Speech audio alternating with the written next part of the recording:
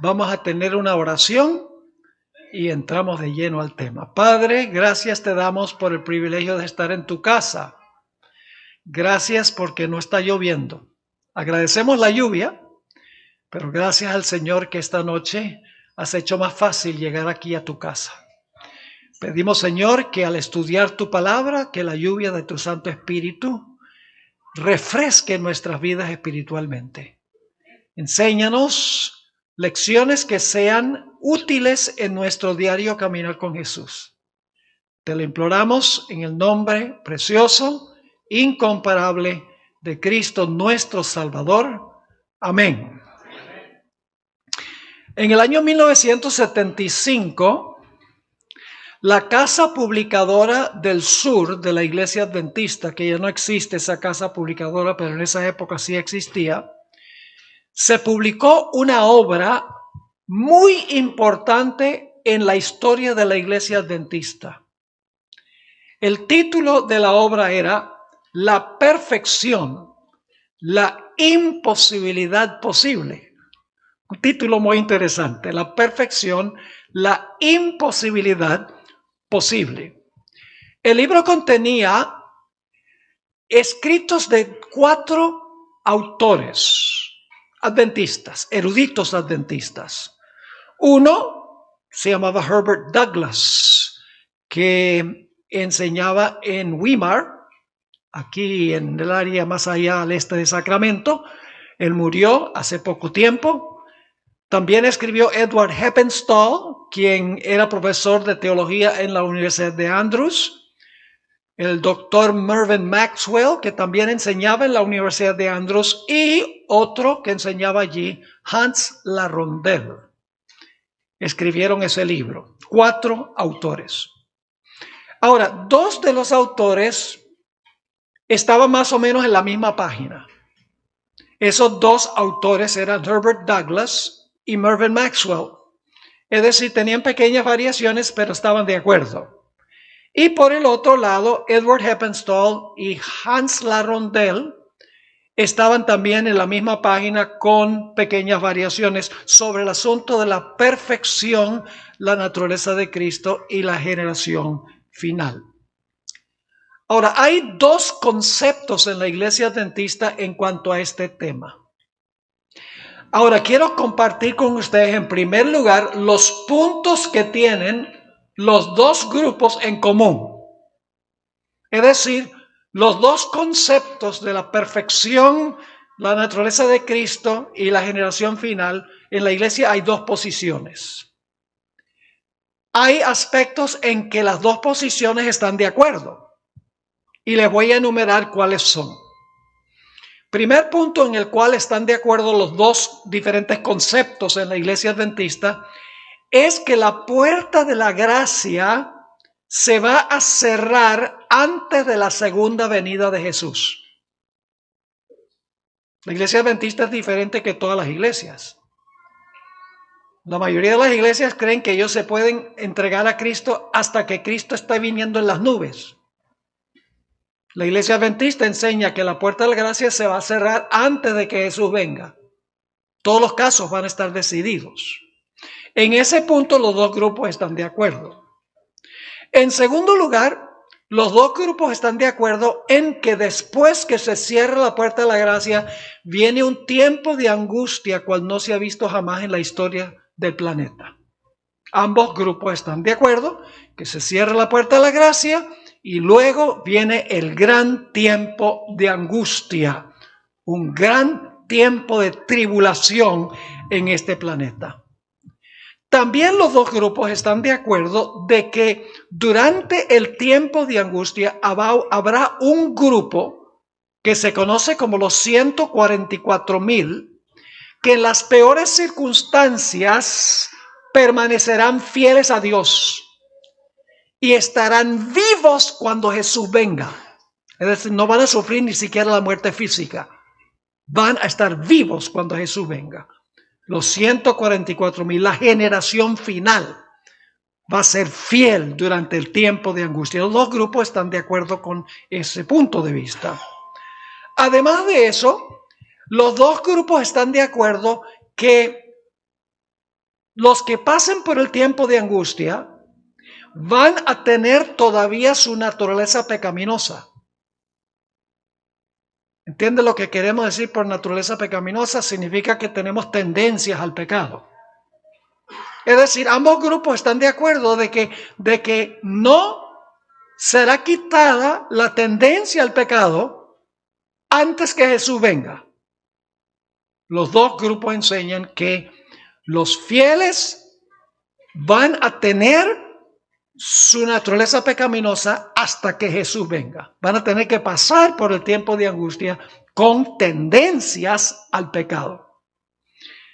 Y el último punto es que Cristo no quitará esa tendencia al pecado, sino hasta que Él venga y transforme este cuerpo vil a semejanza de su cuerpo de gloria. Los dos grupos están de acuerdo en todos estos puntos que acabo de mencionar. Pero en dos otros puntos los grupos divergen. En primer lugar, hay una diferencia porque un grupo enseña que Cristo continuará intercediendo por el pecado durante el tiempo de angustia. Seguirá siendo intercesor para los fieles durante el tiempo de angustia. Seguirá mediando por ellos. Un grupo dice que Jesús seguirá siendo intercesor por el pecado en el tiempo de angustia. Otros dicen que no será más intercesor por el pecado durante el tiempo de angustia. Y un grupo enseña que el pueblo de Dios no vencerá el pecado completamente antes de la segunda venida. Un grupo enseña que seguiremos pecando hasta que Jesús venga.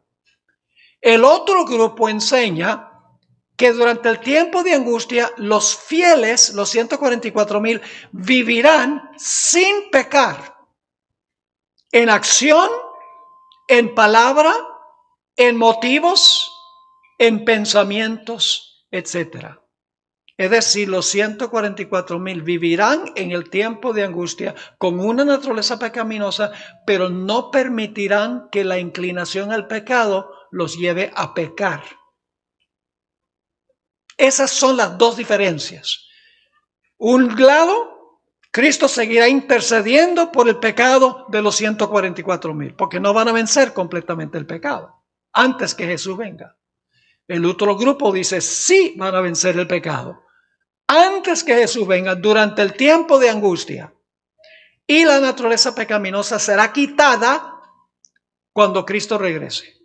Y este cuerpo vil sea cambiado a semejanza de su cuerpo de gloria. Ahora, cada uno de los grupos tiene peligros. El primer grupo, que cree que los 144,000 ganarán la victoria total sobre el pecado y no pecarán durante el tiempo de angustia, corren el peligro del perfeccionismo y el fanatismo. Corren el peligro de decir, mire, ese está comiendo queso. Ese está haciendo lo otro y lo otro. Se van a sentir más santos que los demás. Ese es el peligro de los que creen que la generación final ganará la victoria completamente sobre el pecado. El peligro del otro grupo es que no verán la seriedad del pecado. Es decir, van a justificar el pecado diciendo que en el tiempo de angustia, pues Dios entiende que somos seres humanos, Dios entiende que tenemos una naturaleza pecaminosa, que tenemos tendencias hereditarias y tendencias cultivadas. Dios sabe que es imposible completamente vencer el pecado, así que Dios va a llevar a su pueblo, aunque pequen hasta la segunda venida de Jesús. Esos son los peligros. Un peligro es justificar el pecado porque tenemos inclinaciones hereditarias y cultivadas. Y el otro grupo que se siente más santos que los demás. Ahora, ¿qué queremos decir por la generación final? ¿Qué quiere decir eso, generación final? La generación final son los que van a pasar por el tiempo de angustia. El libro de Apocalipsis los llama los 144,000. Y van al final del tiempo de angustia de ser transformados a semejanza del cuerpo de gloria de Jesús. Y durante el tiempo de angustia no van a pecar, ni en acción, ni en pensamiento. Esa es la teología de la última generación. Ahora, esta noche vamos a estudiar un versículo que nos da muchos detalles en cuanto a este asunto de la generación final. El texto es Daniel, el capítulo 12 y el versículo 1. Daniel 12 y el versículo 1. Este versículo es clave para entender lo que vamos a estudiar en los próximos temas. Yo tenía contemplado presentar este tema anoche, porque es fundamental, nos da todos los puntos básicos, pero presenté otro tema anoche porque en realidad no estaba la mayoría de las personas acá.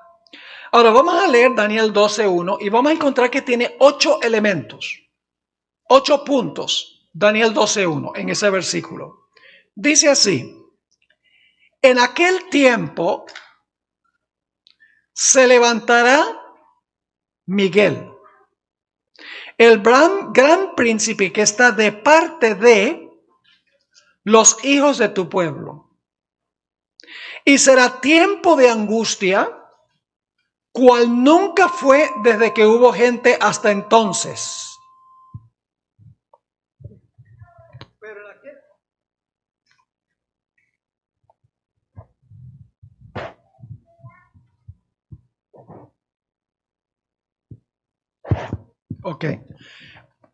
Pero en aquel tiempo será libertado tu pueblo, todos los que se hallen escritos en el libro. Vamos a repasar los 8 puntos. En aquel tiempo. La pregunta clave es ¿cuál tiempo? En aquel tiempo. Si miran los versículos anteriores van a encontrar que hay un poder que se conoce como el rey del norte. En otras partes de la Biblia al rey del norte se le llama el cuerno pequeño, la abominación asoladora, el anticristo, la bestia. Tiene muchos diferentes nombres en la Biblia. Representa el sistema papal. Si ustedes leen el versículo 44 dice que el rey del norte va a enfurecerse con los que están pasando por el tiempo de angustia. A eso se refiere en aquel tiempo. Cuando el rey del norte da un decreto de muerte para acabar con el remanente que está pasando por el tiempo de angustia. Ahora, en aquel tiempo, cuando viene esa persecución y se quiere ejecutar el decreto de muerte, dice, se levantará. ¿Qué significa eso que se levantará Miguel? ¿Quién es Miguel?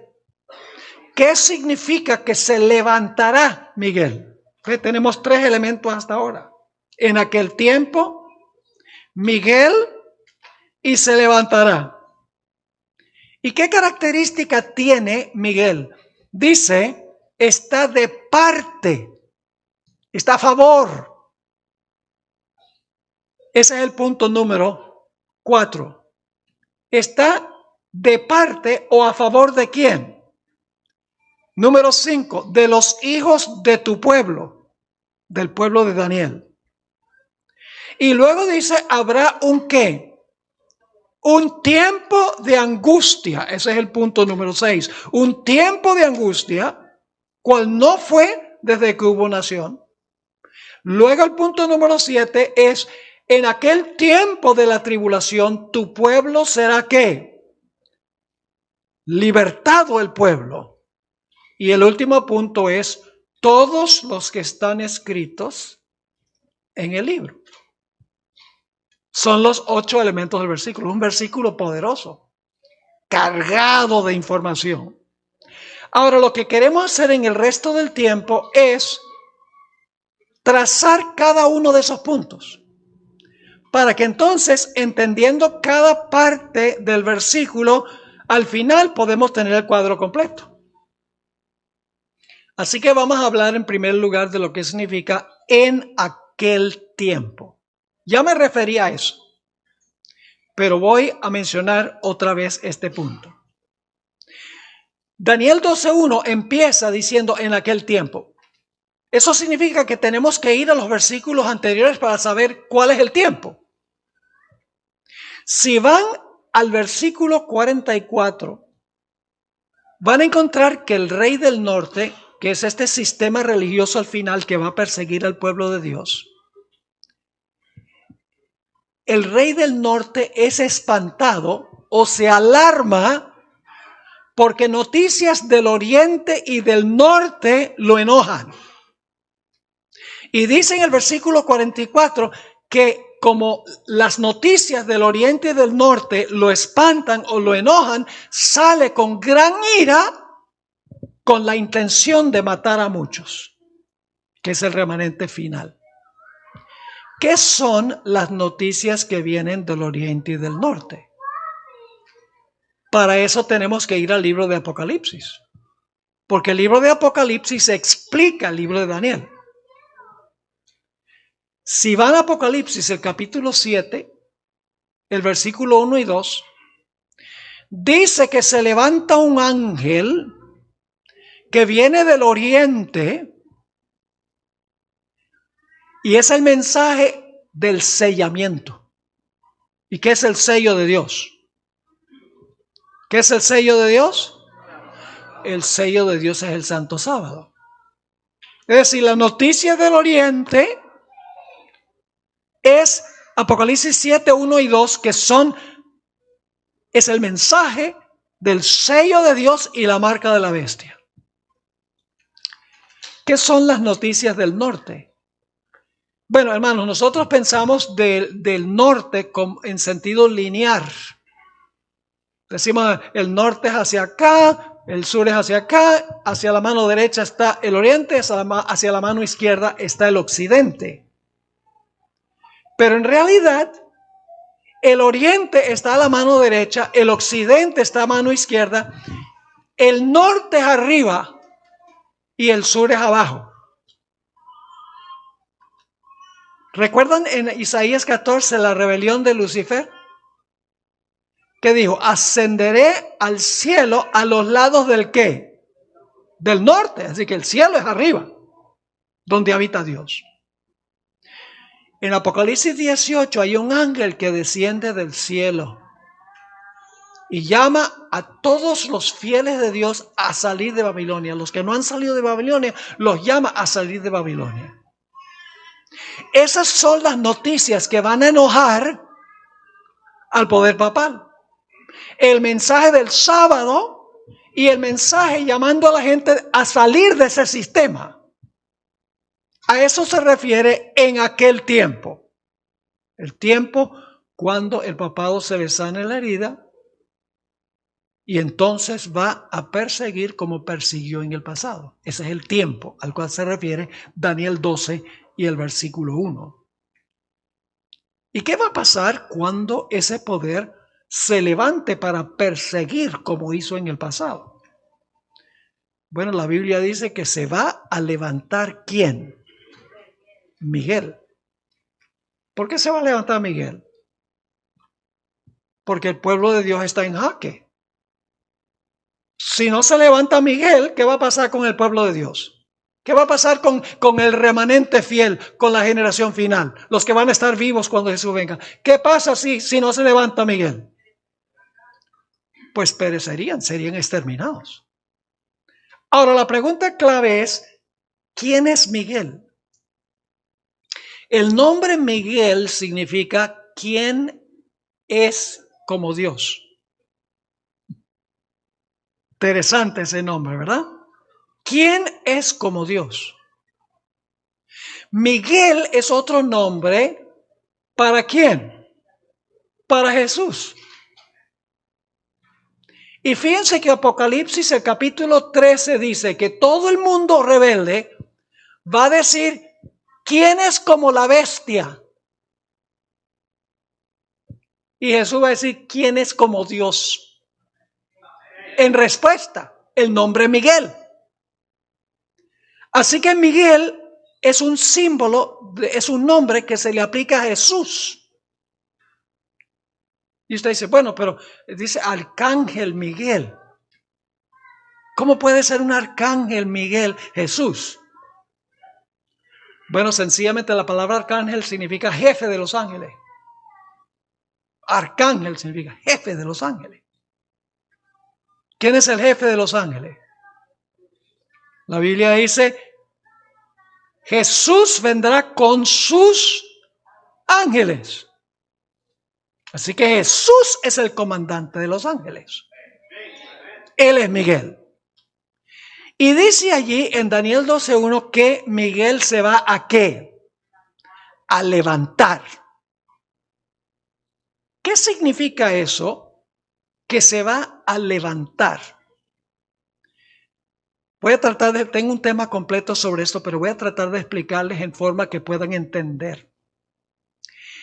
En el libro de Daniel, si ustedes leen el capítulo 11, el versículo 2 y 3, se usa la misma palabra, levantar, para referirse a reyes que comienzan a gobernar. Por ejemplo, en el versículo 2 dice, de aquí en adelante se levantarán 3 reyes en Persia. ¿Qué significa eso? Que se iban a levantar 3 reyes en Persia. Significa que 3 reyes iban a empezar ¿a qué? A gobernar en Persia. Así que levantarse significa, ahí mismo en Daniel, significa comenzar a gobernar sobre un reino. Y usted, pero pastor, ¿cómo es que dice que Jesús es Miguel y Jesús se va a levantar? ¿Será que Jesús va a comenzar a gobernar? Sí, escuchen bien. La mayoría de los cristianos, incluyendo, creo yo, la mayoría de los adventistas, creen que Jesús va a comenzar a gobernar en la segunda venida. Pero la Biblia no enseña eso. La Biblia enseña que Jesús va a comenzar a gobernar en el cielo cuando se cierra la puerta de la gracia. Ahí comienza Cristo a gobernar sobre su reino. Y usted dice, pastor, eso parece medio raro. Va a empezar a gobernar cuando se cierra la puerta de la gracia. Antes de comenzar el tiempo de angustia, ¿va a comenzar a gobernar sobre su reino? Sí. Yo pregunto, ¿qué es el reino de Cristo? Generalmente nosotros pensamos del reino como territorial. Por ejemplo, hablamos del Reino Unido. Cuando digo Reino Unido, inmediatamente ustedes piensan en Inglaterra, Irlanda, etcétera, como territorio. Pero en la Biblia, el reino no es un territorio geográfico. El reino son las personas que son fieles a Jesús. El reino son las personas. El grupo de las personas. Ahora yo pregunto, ¿qué es lo que determina quién es miembro del reino de Cristo? Lo que determina eso es el juicio investigador. Yo pregunto, ¿hay cristianos genuinos y hay cristianos falsos? Sí. ¿En la iglesia hay trigo y cizaña? ¿En la iglesia hay vírgenes sabias y fatuas? ¿En la iglesia hay peces buenos y malos? Sí. Entonces, ¿qué hay que hacer? ¿Qué tiene que hacer Jesús? En el juicio investigador tiene que separar a los que son genuinos de los que son falsos. Eso sucede en el juicio investigador. Y cuando Jesús termine de examinar todos los casos, su reino está completo. Porque ha demostrado quiénes son verdaderos fieles de su reino. ¿Me están entendiendo o no? Ahora usted dice, eso suena medio raro, pastor. Pero si ustedes leen Daniel el capítulo 7, el versículo 13 y 14, habla del anciano de días. ¿Quién es el anciano de días? Dios el Padre. El anciano de días se mueve y dice, el juez se sentó y ¿qué? Y los libros se abrieron. ¿Dónde está ocurriendo eso? En el cielo. Y luego en el versículo 13 y 14, Jesús, el Hijo del Hombre, viene hasta donde estaba el anciano de días. ¿Y qué hace el anciano de días? Dice que el anciano de días le da a Jesús el reino. ¿Dónde? En el cielo. El juicio determina quién pertenece al reino. El reino es la gente. Ese es el reino. Y el juicio investigador separa a los infieles de los fieles. Porque no todo el mundo que profesa ser parte del reino en realidad es miembro del reino. Así que cuando dice se levantará Miguel, ese es el momento en que Cristo empieza a gobernar sobre su reino, porque su reino está completo. El juicio ha demostrado quién pertenece a su reino, quién es súbdito de su reino. Ya los impíos son impíos y los justos que están vivos son justos. La Biblia dice que el que es justo, sea justo todavía. El que es santo, sea santo todavía. El que es inmundo, sea inmundo todavía. Y el que es injusto, sea injusto todavía. Porque el juicio terminó. Todo caso se ha examinado y ya se ha revelado en el cielo quién es miembro del reino. El reino es la gente. Ahora, el Señor Jesucristo, cuando se levanta Miguel, se va a cambiar sus vestiduras. ¿Qué función desempeña Jesús en el cielo ahora? ¿Qué es? En términos del santuario, ¿qué es? El sumo sacerdote.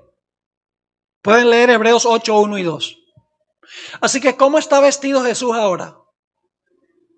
Está vestido como sumo sacerdote en el lugar santísimo. Pero yo les pregunto, cuando Jesús regrese por segunda vez, ¿cómo va a estar vestido? Como Rey de Reyes y Señor de Señores. Es decir, ya llegó a ser rey antes que viniera. ¿Están conmigo o no están conmigo? Estas no son cosas fáciles de explicar, porque no estamos acostumbrados a pensar así. Una vez una persona me dijo, pastor, ¿y cómo sabe que usted que Jesús se va a cambiar las vestiduras? ¿Dónde dice la Biblia eso? Yo le dije, bueno, te explico. ¿Cómo está vestido Jesús ahora?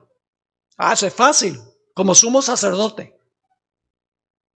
Y cuando venga, ¿cómo está vestido? Como rey. Entonces yo digo, pues si viene vestido como rey, tiene que haberse cambiado. ¿Están conmigo? Se cierra la puerta de la gracia, que es el levantar de Miguel. Su reino está completo, se ha determinado quiénes son los miembros o súbditos de su reino. Eso es lo que significa. La hermana White escribió en Primeros Escritos, página 36. Las naciones se están airando ahora, pero cuando nuestro sumo sacerdote termine su obra en el santuario, se levantará. ¿Cuándo es que se levanta? Cuando Jesús termine su obra. Dice, cuando termine su obra en el santuario, se levantará, se pondrá las vestiduras de venganza y entonces se derramarán las 7 postreras plagas. En otra cita, en Primeros Escritos, página 280, ella escribió, entonces vi que Jesús se despojaba de sus vestiduras sacerdotales y se revestía con sus más regios mantos reales. Llevaba en la cabeza muchas diademas, una corona dentro de otra. Rodeado de la hueste angélica, dejó el cielo. Las plagas estaban cayendo sobre los moradores de la tierra. ¿A dónde se cambia Jesús? En el cielo. ¿Cuándo se cambia Jesús? Cuando deja de ser sumo sacerdote y el Padre le da el reino. Por eso en Apocalipsis 19 dice: entonces vi el cielo abierto y aquí un caballo blanco, y el que lo montaba se llamaba Fiel y Verdadero, y con justicia juzga y pelea. ¿Quién es ese? Jesús. Sus ojos eran como llama de fuego y había en su cabeza muchas diademas. ¿Quién usa diademas? Los reyes. Y tenía un nombre escrito que ninguno conocía sino él mismo. Y los ejércitos celestiales. ¿Quiénes son los ejércitos celestiales? Los ángeles. Los ejércitos celestiales, vestidos de lino finísimo, blanco y limpio, le seguían en caballos blancos. Y en su vestidura y en su muslo tiene escrito este nombre: Rey de Reyes y Señor de Señores. Yo pregunto, ¿Jesús llega a ser rey antes de que regrese? Sí, Señor. Porque ya se ha determinado quién es miembro de su reino. Su reino es su gente. Ahora escuchen esta cita del Espíritu de Profecía. Primeros Escritos, página 280. Cuando la puerta de la gracia se cierra, todo caso había sido decidido para vida o para muerte. ¿Qué pasa cuando se cierra la puerta de la gracia? Ya se determinó quién va a vivir y quién no. Ahora escuchen, mientras Jesús oficiaba en el santuario, había proseguido el juicio de los justos muertos y luego el de los justos vivientes. Cristo, habiendo hecho expiación por su pueblo y habiendo borrado sus pecados, había recibido su reino. ¿Ve? Ahora escuchen, estaba completo el número de los súbditos de su reino y consumado el matrimonio del Cordero. El reino y el poderío fueron dados a Jesús y a los herederos de la salvación, y Jesús iba a reinar como Rey de Reyes y Señor de Señores. Ahora, este concepto se enseña en las parábolas de Jesús. Ve, la única iglesia en el mundo que tiene este concepto de que Cristo toma posesión del reino en el cielo antes que venga por segunda vez es la iglesia adventista. Y que la puerta de la gracia se va a cerrar y luego viene el tiempo de angustia. Y los fieles que están vivos van a pasar por ese tiempo de angustia y van a estar bajo un decreto de muerte. La mayoría de las iglesias dicen, no, lo que va a pasar es que Cristo va a raptar a los fieles al cielo y entonces los pobres judíos van a sufrir la tribulación. La Biblia no enseña eso. La Biblia enseña que en el cielo, cuando termina el juicio, el reino de Cristo está completo. Jesús ahora es rey de su reino. Su pueblo, fiel, vivo, está en la tierra. Pasa por este terrible tiempo de angustia y Miguel los va a proteger. Ahora vamos a Lucas 19:12. Fíjense qué interesante esto. Para que vean que Jesús recibe el reino es en el cielo, antes que regrese por segunda vez. El orden es: Cristo recibe el reino, tiempo de angustia y luego Jesús viene. ¿Tienen clara la cronología? Ahora fíjense, Lucas 19:12. Dijo pues, un hombre, dicho sea de paso, el hombre es Jesús, ¿ok? Un hombre noble se fue a un país lejano. ¿Cuál es el país lejano? El cielo. ¿Y a qué fue allá? A recibir el reino. ¿A dónde recibe el reino? Se fue a recibirlo en el cielo. Ahora escuchen. Y volver. ¿Está claro? El hombre es Jesús. Y Jesús fue a un país lejano, al cielo, para recibir el reino allá. ¿Y luego qué? Volver. Ahí está clarito. Otro lugar donde está claro es en una parábola en Mateo 22, versículo 1 al 14. Solamente les voy a repasar el punto principal.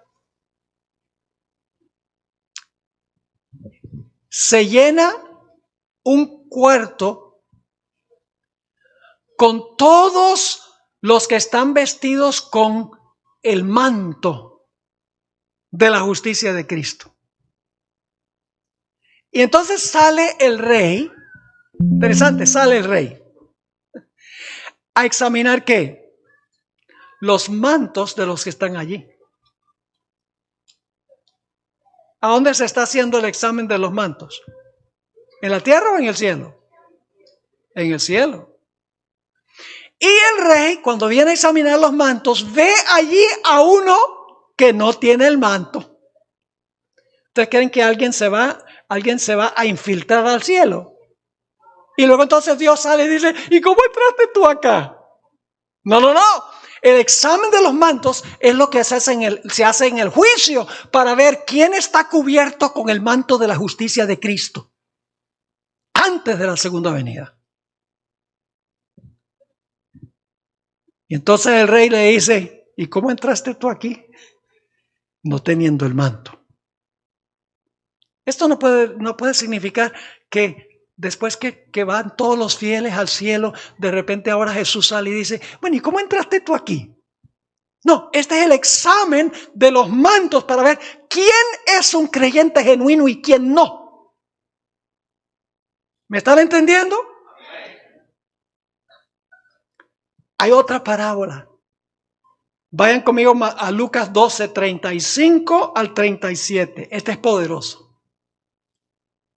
Lucas 12, 35 hasta el versículo 37. Aquí Jesús le está hablando a sus discípulos. Estén ceñidos vuestros lomos y vuestras lámparas encendidas. Y vosotros, es decir, los discípulos, vosotros sed semejantes a hombres, escuchen claro, a hombres que aguardan a que su Señor regrese de las bodas. ¿A dónde se realiza la boda entre Cristo y su pueblo? ¿En la tierra o en el cielo? En el cielo.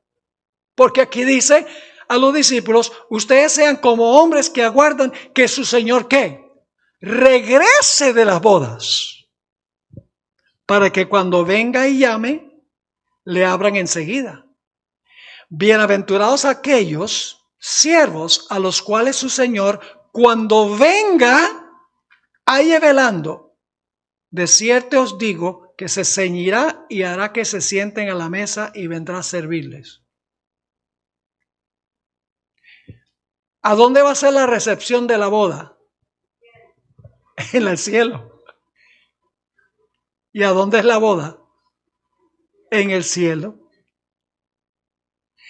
La boda es lo mismo que Jesús recibir el reino. Recibir en Jesús el reino del Padre es lo mismo que Jesús casarse con su pueblo. ¿Y eso ocurre dónde? En el cielo. Cuando se cierra el juicio investigador. Ahora, durante este tiempo, hermanos y hermanas, este es un punto clave. Durante este tiempo, el pueblo de Dios tendrá que vivir sin intercesor por el pecado. Si Jesús ya no es sumo sacerdote, el pueblo de Dios tiene que haber vencido el pecado completamente, porque ya no puede mandar sus pecados al santuario para recibir perdón. ¿Me están entendiendo este punto o no? Si Jesús ya no es mediador, si ya no es sumo sacerdote, ya no podemos mandar los pecados allá para recibir perdón. La sierva de Dios entendió esto. Escuchen esta cita del Espíritu de Profecía.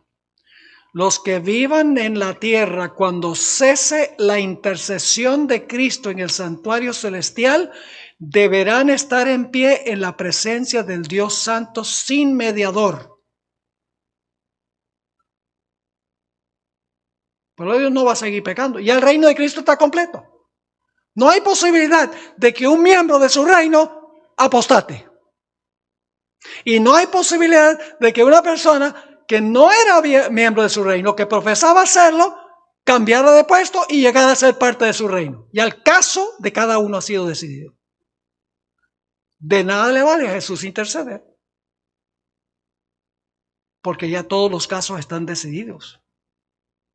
Así que sigue diciendo, los que vivan en la tierra cuando cese la intercesión de Cristo en el santuario celestial deberán estar en pie en la presencia del Dios Santo sin mediador. Sus vestiduras deberán estar sin mácula. Sus caracteres purificados de todo pecado por la sangre de la aspersión. Por la gracia de Dios y sus propios y diligentes esfuerzos deberán ser vencedores en la batalla contra el mal. Es un desafío grande y la gente se desespera y dice, ¿cómo puedo yo llegar a ese punto? Bueno, está dejando de ver televisión y dedicando el tiempo a estudiar la Biblia y el Espíritu de Profecía. Trabajando en favor de otros. Estar ocupados en las cosas del Señor.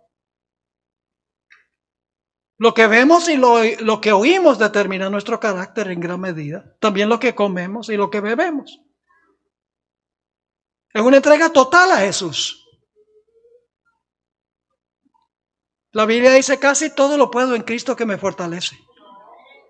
Ah, muy bien, gracias. Todo lo puedo, menos vencer el pecado, en Cristo que me fortalece. ¿No? ¿Saben que la gente que dice que no se puede vencer el pecado porque tenemos una naturaleza pecaminosa, no están diciendo que la carne es débil, están diciendo que Dios no es poderoso? Están diciendo que la naturaleza pecaminosa del hombre es tan poderosa que ni siquiera Dios puede dar la victoria sobre el mal. Es una afrenta contra Dios. En otra cita, la sierva del Señor escribió, cuando Él abandone el santuario, las tinieblas envolverán a los habitantes de la tierra. Durante este tiempo terrible, los justos deben vivir sin intercesor a la vista del santo Dios. Ahora, ¿saben? La gente me acusa de ser alarmista y de asustar a la gente. Así que quiero aclararles, hermanos y hermanas, que aunque viviremos sin intercesor, no viviremos sin protector. Porque Miguel está de parte de los hijos de tu pueblo. Así que si tenemos que pasar por ese tiempo, no crean que Jesús dice, chao, me voy, arréglatelas como puedas. No. Jesús va a estar, Jesús dijo, he aquí estoy con vosotros hasta el cierre de la puerta de la gracia. No, yo estoy con vosotros hasta el fin del mundo. Va a ser el protector, pero no va a interceder por el pecado. Así que tenemos que haber vencido el pecado por la gracia de Dios y nuestros, como dijo la sierva del Señor, y nuestros diligentes esfuerzos. Porque Dios no hará por nosotros lo que nosotros podemos hacer. Por ejemplo, la obra misionera. ¿Ustedes creen que cuando nosotros vamos a una casa, Dios va a tocar la puerta? Y Dios va a usar la boca. No, Él nos ha dado la capacidad de tocar y la capacidad de hablar y una mente para saber qué decir.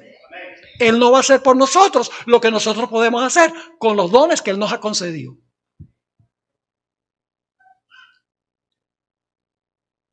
Ahora fíjense, Jesús va a ser el protector durante el tiempo de angustia. Déjenme darles 4 ilustraciones para que puedan entender cómo va a ser eso. ¿Quién es el pastor modelo en el Antiguo Testamento? El pastor de ovejas. David. ¿Qué hacía David cuando venía un león o un oso para comerse uno de sus corderos? David dice, I'm out of here. No, el que se metía con la oveja, se metía con el pastor. Cuando el rey del norte quiere destruir al pueblo de Dios, Jesús dice, esa es mi oveja. Jesús es la cabeza y su iglesia es el cuerpo. Y le digo una cosa, que cuando alguien toca el cuerpo, le está tocando la cabeza. La Biblia dice que la iglesia es la esposa de Cristo. Y cuando los impíos quieren destruir a su esposa, Jesús dice, no te metas con mi esposa.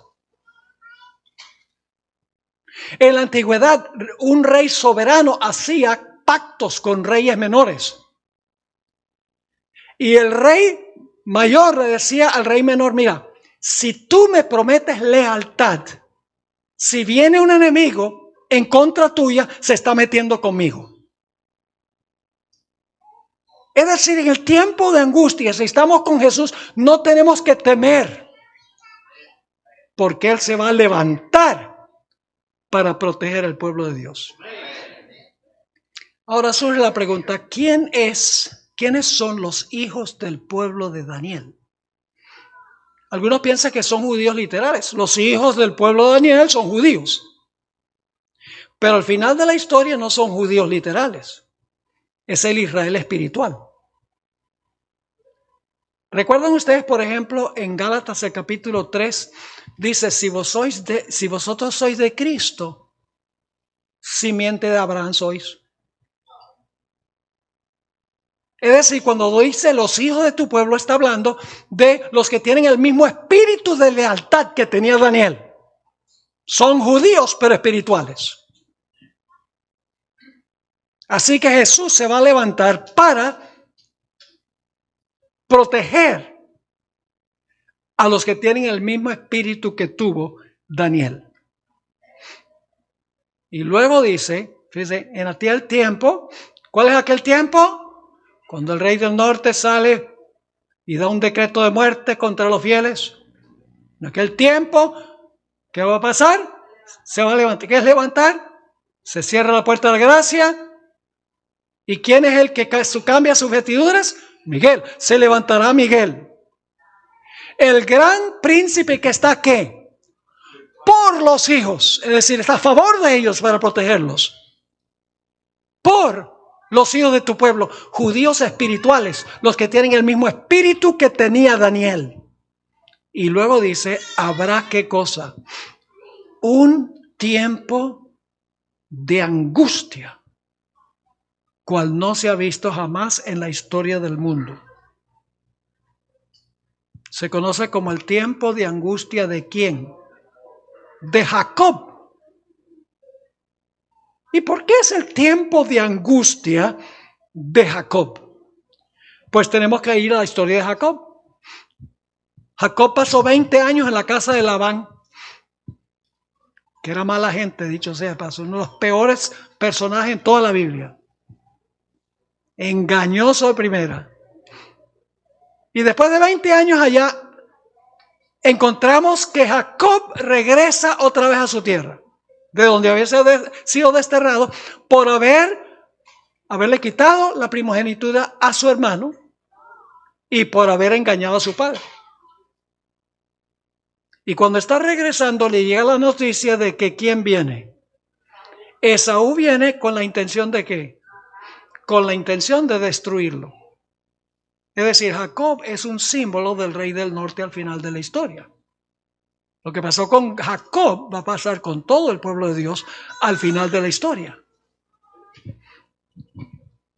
Y entonces Jacob, cuando ve que Esaú está enfurecido con él y lo quiere destruir, cuando está acercándose a la tierra prometida, se va solo a orar fervientemente a Dios, como la viuda que hablamos anoche.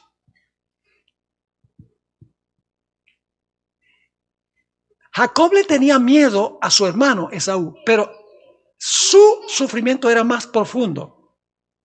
Él quería tener la seguridad de que Dios había perdonado el pecado que él había cometido 20 años antes. Dios lo había perdonado cuando le mostró la escalera.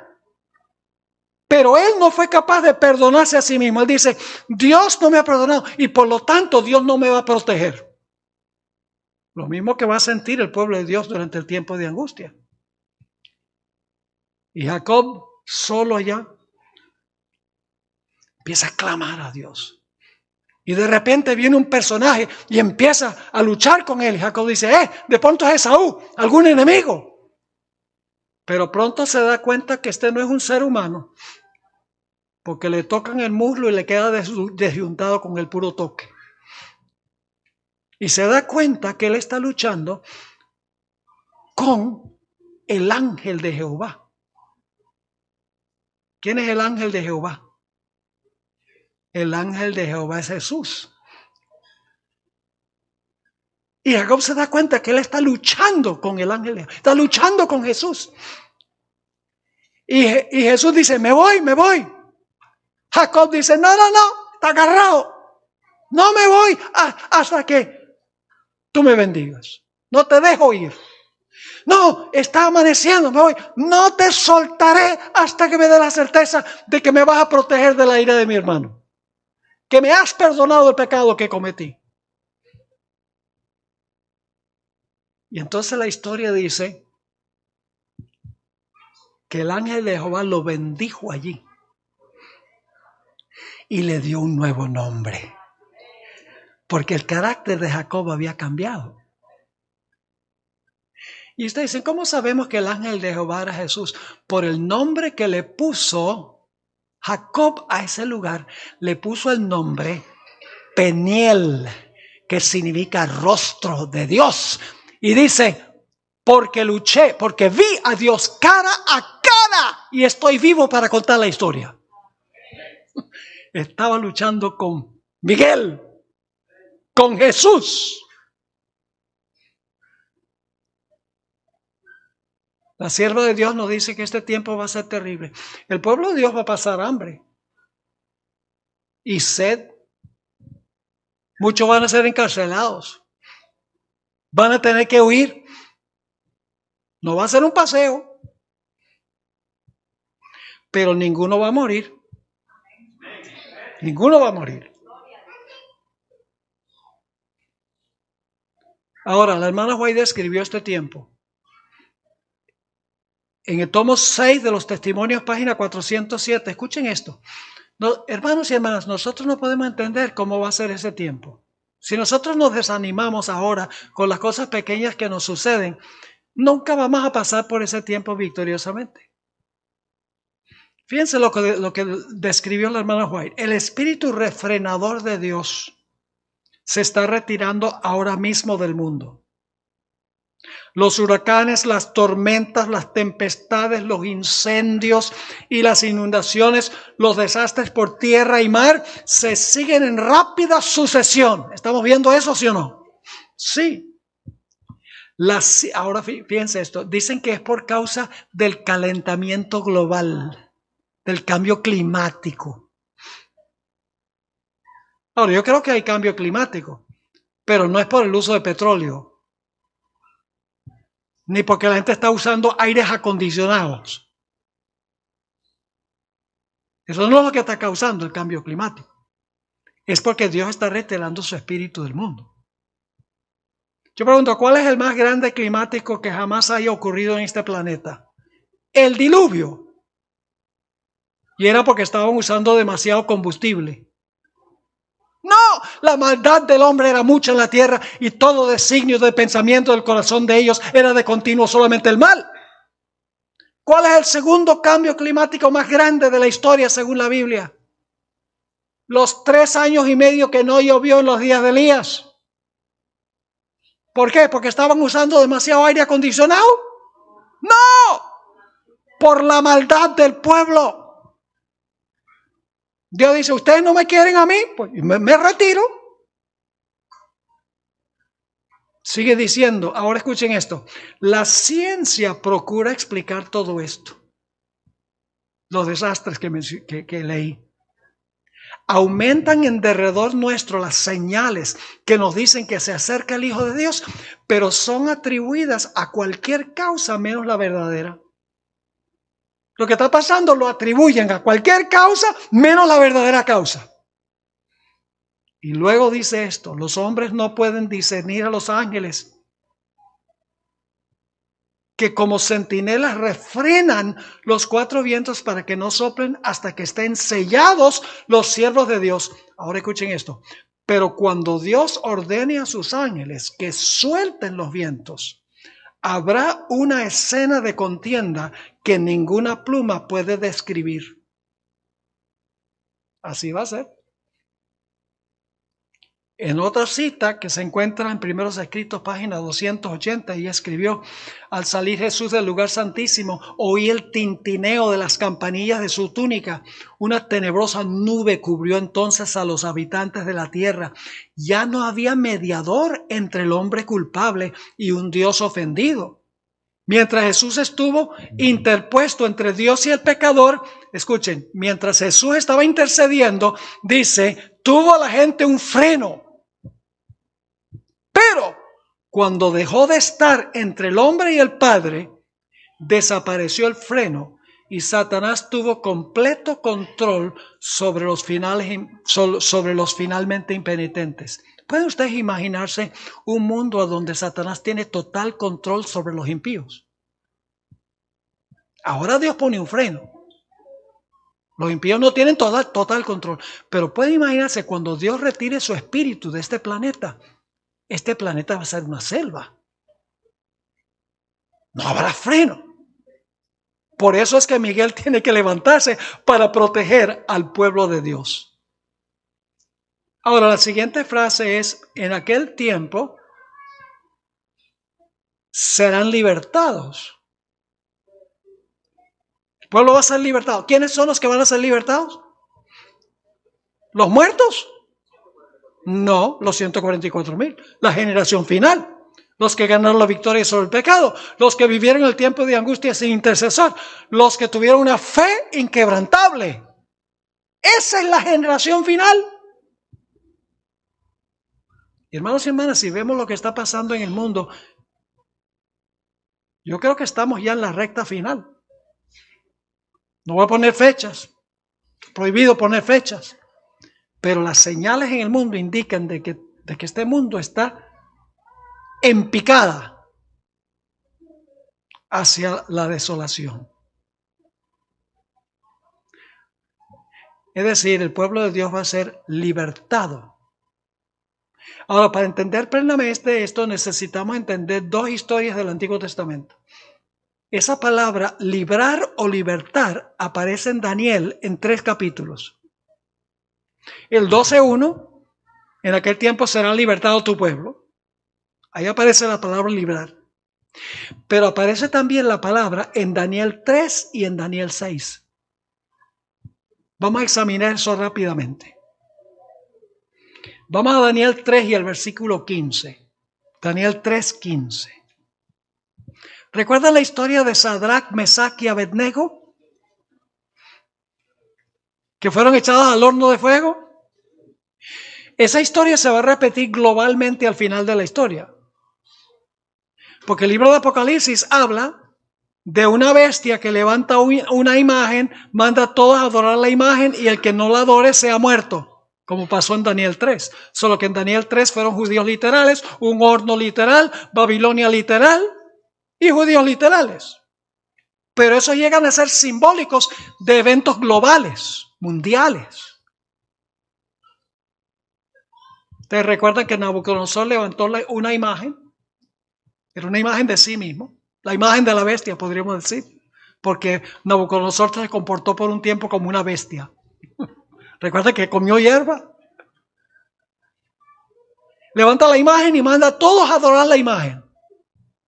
Y si no adoran la imagen, muerte segura. Y hay 3 jóvenes que dicen, nosotros no. Vamos a Daniel 3 y el versículo 15. El rey le dice a los jóvenes, ahora pues estáis dispuestos para que al oír el son de la bocina, de la flauta, del tamboril, del arpa, del salterio, de la zampoña y de todo instrumento músico, os postréis y adoréis la estatua que he hecho. ¿Van a postrarse y adorar la imagen? Porque si no la adoraréis, en la misma hora seréis echados en medio de un horno de fuego ardiendo. Y ahora escuchen esto. ¿Y qué Dios será aquel que os, aquí está la palabra clave, qué será el Dios que os, ¿qué? Libre de mis manos? Los jóvenes no titubearon en responder.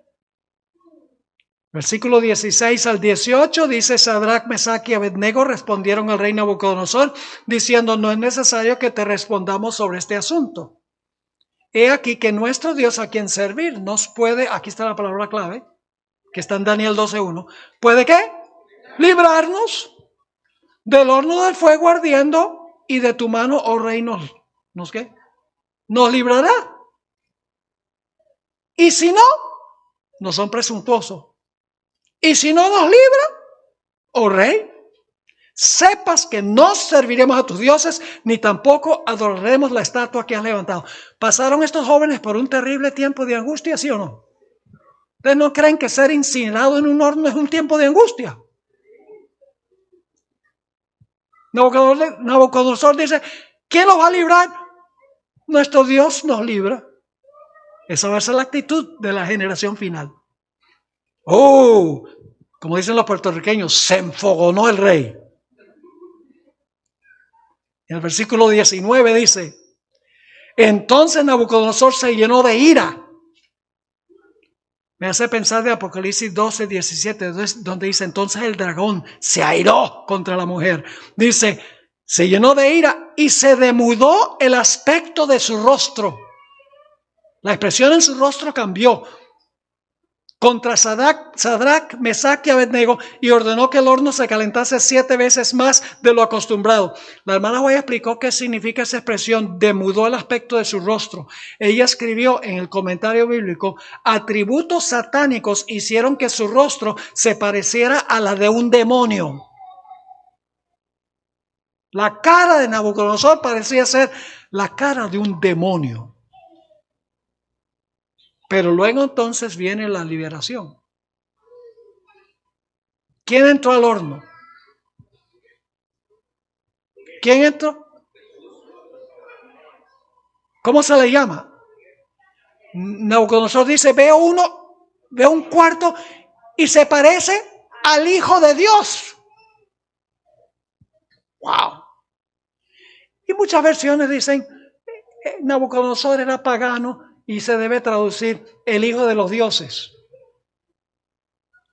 Pero el siervo de Dios dice que a los Daniel y los 3 jóvenes le habían explicado a Nabucodonosor qué aspecto tenía Jesús. Él sabía que el cuarto era semejante al Hijo de Dios. Noten lo que dice el versículo 24 y 25. Entonces el rey Nabucodonosor se espantó y se levantó apresuradamente y dijo a los de su consejo: ¿no echaron a 3 varones atados dentro del fuego? Ellos respondieron al rey: es verdad, oh rey.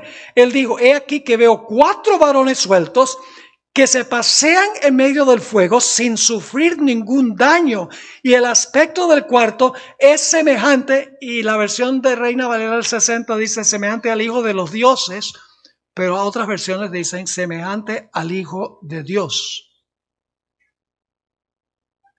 Ahora viene algo muy interesante. La sierva de Dios dice en el libro que el Cristo Triunfante, que es una matutina, página 180, los cautivos hebreos le habían hablado a Nabucodonosor de Cristo, el Redentor que habría de venir, y a partir de la descripción recibida, el monarca reconoció la forma del cuarto en el horno ardiente como la del Hijo de Dios. Pero ahora fíjense algo muy interesante. Vamos al versículo 25. Versículo 28. Versículo 25 dice que se parecía al Hijo de Dios. Pero noten lo que dice Nabucodonosor en el versículo 28. Entonces Nabucodonosor dijo: bendito sea el Dios de ellos, de Sadrach, Mesach y Abednego, que envió ¿a quién? Su ángel. ¿Quién era ese ángel? Miguel. Mandó su ángel y libró, está la palabra clave, ¿no? Y libró a sus siervos. ¿Y qué clase de hombres eran los siervos? Que confiaron en él y que no cumplieron el edicto del rey y entregaron sus cuerpos antes que servir y adorar a otro Dios que su Dios. Y luego el rey dio un decreto en el versículo 29, por tanto decreto que todo pueblo, nación o lengua que dijere blasfemia contra el Dios de Sadrach, Mesach y Abednego sea descuartizado y su casa convertida en un muladar, porque no hay Dios que pueda librar como este. ¿Ves la cantidad de veces que se usa la palabra librar? Daniel 3 ilustra en miniatura Daniel 12 y el versículo 1. Rápidamente, la segunda historia de Daniel que ilustra lo que va a pasar a escala mayor al final de la historia es la historia de Daniel, que fue echado en el foso de los leones. ¿Ustedes creen que eso fue un tiempo de angustia para Daniel? Imagínense ustedes. Algunos dicen, bueno, los leones no tenían hambre. Que no. Cuando los príncipes que hicieron el complot fueron echados, antes que llegaran al suelo, ya los leones estaban echando el banquete de toda su existencia. Los leones estaban hambrientos. Y la historia nos dice ahí, ¿cuál era el punto clave en Daniel 3? La adoración. Ese es el conflicto en Apocalipsis. Si adoramos a Dios o si adoramos a la bestia. ¿Y su imagen? Sí, Señor, la adoración. ¿Cuál es el punto de conflicto para Daniel, que fue echado en el foso de los leones? Es la ley de Dios. ¿La ley de Dios va a ser un punto de conflicto al final de la historia? Sí, Señor. Noten lo que dice Daniel 6:5. Entonces dijeron aquellos hombres, los enemigos de Daniel, no hallaremos contra este Daniel ocasión alguna para acusarle, si no la hallamos contra él en relación con la ley de su Dios. Y tenía que ver también con la adoración, porque Daniel se arrodillaba para orar, que es un acto de adoración, 3 veces al día. Y entonces los enemigos de Daniel hicieron un complot, dijeron, vamos a convencer al rey de que ningún ser humano puede hacer una petición de un Dios o de un hombre por un periodo de 30 días, porque ellos sabían que Daniel iba a adorar a su Dios como solía hacerlo. Y lograron que el rey firmara un decreto de muerte contra el que insistía en adorar al Dios verdadero. ¿Apocalipsis presenta algo así? Sí, Señor, es una ilustración en miniatura esta historia de lo que va a pasar al final de la historia. ¿Y qué hizo Daniel cuando oyó que habían dado un decreto para matar a los que no adoraban? 3 veces al día abrió las ventanas y oró hacia Jerusalén. Y algunos dicen, ¿por qué no cerró las ventanas para no fastidiar a esa gente? Escuchen bien, la religión es personal pero no es privada. La religión es personal pero no privada. Tenemos que compartir, tenemos que exhibir nuestra lealtad a Dios. Y eso fue lo que hizo Daniel. Así que vinieron y buscaron a Daniel y lo echaron en el foso de los leones. El rey estaba triste porque el rey quería a Daniel. Y quiero leer la historia de lo que pasó cuando echaron a Daniel al horno, porque la palabra clave aparece un montón de veces. Daniel 6, 14 al 22. Ya vamos a llegar al final. Daniel 6 y el versículo 14 hasta el versículo 22. Cuando el rey oyó el asunto, los acusadores dijeron, Daniel ha desobedecido la ley. Le pesó al rey en gran manera. Y resolvió ¿qué? Librar, ahí está la palabra clave, librar a Daniel. Y hasta la puesta del sol trabajó para librarle. Pero aquellos hombres rodearon al rey y le dijeron, sepa su rey, que es la ley de Media y de Persia, que ningún edicto u ordenanza que el rey confirme puede ser abrogado. Esa es una ley que no se puede abrogar. Entonces el rey mandó y trajeron a Daniel, le echaron en el foso de los leones, y el rey dijo a Daniel, el Dios tuyo, a quien tú ocasionalmente sirves, no, continuamente sirves, él te libre. El rey está diciendo, yo no te puedo librar, tu Dios va a tener que hacerlo. Parecía que Daniel iba a hacer comida de gatos. Así parecía. Pero Miguel iba a intervenir. ¿Sí? Dice en el versículo 17, y fue traída una piedra y puesta sobre la puerta del foso, la cual selló el rey con su anillo y con el anillo de sus príncipes, para que el acuerdo acerca de Daniel no se alterase. Luego el rey se fue a su palacio, se acostó ayuno, ni instrumentos de música fueron traídos delante de él, y se le fue el sueño. El rey pues se levantó muy de mañana y fue apresuradamente al foso de los leones. Y acercándose al foso, llamó a voces a Daniel con voz triste. Le dijo: Daniel, siervo del Dios viviente, el Dios tuyo, a quien tú continuamente sirves, ¿te ha podido librar de los leones? Entonces Daniel respondió al rey: oh rey, vive para siempre. Mi Dios envió su ángel. ¿Quién era ese ángel? Miguel. El mismo Miguel que va a librar al pueblo de Dios al final de la historia. Mi Dios envió su ángel, el cual cerró la boca de los leones, para que no me hiciesen daño, porque ante él fui hallado inocente. Y aún delante de ti, oh rey, yo no he hecho nada malo. Entonces se alegró el rey en gran manera a causa de él, y mandó sacar a Daniel del foso, y fue Daniel sacado del foso, y ninguna lesión se halló en él. ¿Por qué no había lesión en él? Porque había confiado en su Dios. Tenemos que aprender ahora a confiar en Dios. Pase lo que pase, hermanos y hermanas. ¿Quién fue ese que entró a librar a Daniel de los leones? Fíjense esta cita del Espíritu de Profecía, Ministerio de Curación, página 29.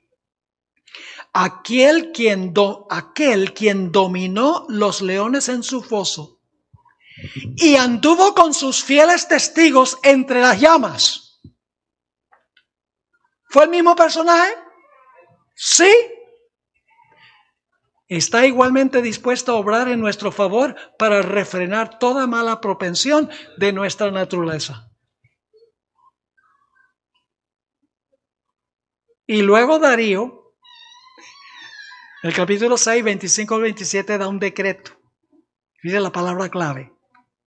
Entonces el rey Darío escribió a todos los pueblos, naciones y lenguas que habitaban en toda la tierra: paz os sea multiplicada. De parte mía es puesta esta ordenanza, que en todo el dominio de mi reino todos teman y tiemblen ante la presencia del Dios de Daniel, porque Él es el Dios viviente y permanece por todos los siglos, y su reino no será jamás destruido, y su dominio perdurará hasta el fin. Él salva y libra, y hace señales y maravillas en el cielo y en la tierra. Él ha librado a Daniel del poder de los leones. Dios va a tener una generación final victoriosa, que prefiere morir que pecar. Dos citas para terminar. Dicho sea de paso, en una frase que no voy a dedicar mucho tiempo: serán libertados todos los que están escritos en el libro. ¿Sabe a qué se refiere eso? En el juicio investigador, cuando se examinó su caso, se determinó que eran fieles a Jesús y su nombre fue retenido en el libro de la vida. Son librados los que se hallan escritos en el libro y su nombre quedó en el libro cuando su caso fue examinado en el juicio. Termino con estas dos citas. Satanás les ofrece a los hombres los reinos del mundo si ellos le ceden la supremacía. Muchos hacen esto y sacrifican el cielo. Es mejor morir que pecar. ¿Cómo? Yo pregunto, ¿la generación final prefiere morir que pecar? ¿Va a preferir morir que pecar la generación final? ¿Daniel prefirió morir que pecar? ¿Los tres jóvenes prefirieron morir que pecar? Dios tendrá una generación final victoriosa completamente sobre el pecado, por la gracia y el poder de Dios. Así que dice, es mejor morir que pecar. Es mejor padecer necesidad que defraudar. Es mejor pasar hambre que mentir. Y en la última cita que voy a leer, Testimonios para la Iglesia, tomo 5, página 53, dice ella, los pesares del deber y los placeres del pecado son las cuerdas con las cuales Satanás ata a los hombres en sus trampas. Y luego dice esto, solo los que prefieren morir antes que llevar a cabo un acto malo serán hallados fieles. Tal será la generación final. Y termino con este comentario. Alguno dice, sí, pero tenemos una naturaleza pecaminosa inclinada hacia el mal. Jesús, por el otro lado, tenía la naturaleza de Adán antes de la transgresión. Es que Jesús tenía ventajas sobre nosotros. Así dicen. Y por eso es importante estudiar la naturaleza de Cristo. ¿Será que Jesús tenía una naturaleza pecaminosa que nunca se expresó en pecado? ¿Es pecado tener una naturaleza pecaminosa? ¿O será el pecado cuando permitimos que la naturaleza pecaminosa nos lleve a pecar? Ese será nuestro próximo emocionante tema. Mañana a la noche vamos a empezar 2 temas sobre la naturaleza con la cual vino Cristo a este mundo. ¿Será que vino con la naturaleza de Adán antes que Adán pecara o con la naturaleza de Adán después de pecar? ¿O puede ser que haya una tercera opción? Y les voy a demostrar que Jesús no vino con la naturaleza de Adán antes de la transgresión ni inmediatamente después de la transgresión. Hay una tercera opción, pero no la van a saber al menos que venga mañana. Oremos. Padre, gracias te damos por este maravilloso versículo, Daniel 12:1. Gracias por el mensaje que tú has dado a esta iglesia. Luz para este tiempo. La verdad presente. Cosas que el mundo cristiano ignora completamente y que nosotros debemos contarles. Muchos están esperando irse al cielo en el rapto y se van a encontrar en el tiempo de angustia sin refugio. Por eso nosotros tenemos que decirles que si están vivos van a pasar por el tiempo de angustia, no van a ir al cielo en el rapto. Y se van a encontrar en el tiempo de angustia sin refugio porque no se han preparado. Así de serio es este asunto. Te damos gracias por habernos acompañado, Señor. Instrúyenos y capacítanos para vivir vidas santas, reflejando el carácter de Jesús. Y ayúdanos, Señor, a no criticar a los otros pensando que nosotros somos mejores. Preocupémonos por nuestra propia salvación. Y no nos preocupemos por lo que están haciendo los demás. Ayúdanos a no estar llenos de orgullo, jactándonos de que somos más perfectos que los demás. Por eso es que esta doctrina no se acepta por muchos en la iglesia, porque ven personas en la iglesia que se jactan de ser más santos que los demás y critican a los demás. Ayúdanos, Señor, a vivir vidas santas, a preocuparnos por nuestra propia salvación. Te lo pedimos en el precioso nombre de Jesús. Amén.